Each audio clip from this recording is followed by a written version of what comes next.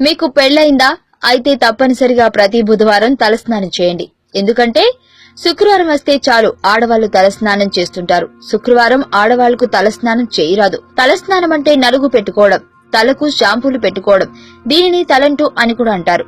రోజు తలస్నానం చేసేవారికి మాత్రమే వర్తించదు. వారానికి ఒకసారి లేదా 2 సార్లు తలస్నానం చేసేవారికి మాత్రమే వర్తిస్తుంది. మంగళవారం, శుక్రవారం ఆడవాళ్లు తలస్నానం చేయరాదు.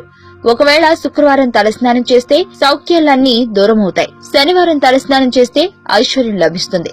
బుధవారం తలస్నానం చేస్తే భార్యాభర్తలిద్దరూ ఐకమత్యంగా ఉంటారు. సోమవారం నాడు తలస్నానం చేస్తే సౌభాగ్యం ఉంటుంది. శనివారం తలస్నానం చేస్తే చాలా మంచిది. శుక్రవారం, మంగళవారం తలస్నానం చేయడం వలన దోషము కలుగుతుంది. కాబట్టి ఎట్టి పరిస్థితుల్లో ఆ రోజులో మాత్రం తలస్నానం చేయకూడదు. మీరు తలస్నానం చేసి జుట్టుని విరబోసుకుంటున్నారా? జడని అల్లుకోకుండా జుట్టుకి క్లిప్పులు పెట్టుకుని దేవాలయానికి వెళ్తున్నారా? అయితే క్రింది సమాచారం తప్పకుండా చదవండి. తలస్నానం చేసిన తర్వాత స్త్రీలు ఎన్నడూ తమ యొక్క జుట్టుని విరబోసుకోకూడదు. తలంటు స్నానం చేసిన స్త్రీ యొక్క జుట్టు విరబోసుకుని ఉంటే సమస్తమైన భూత ప్రేతాది శక్తులు కేశపాసములు గుండా ప్రవేశిస్తాయి. ఎట్టి పరిస్థితుల్లో తలస్నానానంతరం చివర ముడి వేసుకోకుండా ఉండకూడదు.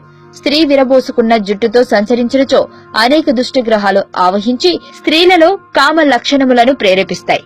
అందుచేతనే జుట్టు విరబోసుకుని తిరిగే స్త్రీని చూసిన పురుషుడికి ఆ స్త్రీ మీద కామం కలుగుతుంది.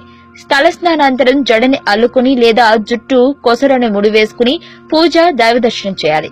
విరబోసుకున్న జుట్టుకి క్లిప్పులు పెట్టుకుని దేవాలయానికి వెళ్లడం గాని శుభకార్యాల్లో పాల్గొనడం అశుభం. ఆ విధంగా చేసినచో లక్ష్మీదేవి అక్క అయిన జ్యేష్ఠదేవిని ఆహ్వానించినట్లే. దీనికి ఉదాహరణే రామాయణంలో దితి జుట్టును విరబోసుకుని బాగా అలసిపోవటం చేత శిరస్సు కొంచెం ముందుకి వంగి జుట్టు పాదాలకి తగిలి శౌచం పోయి ఇంద్రుడు గర్భంలోకి ప్రవేశించి పిండాన్ని 7 ముక్కలు చేయడమే.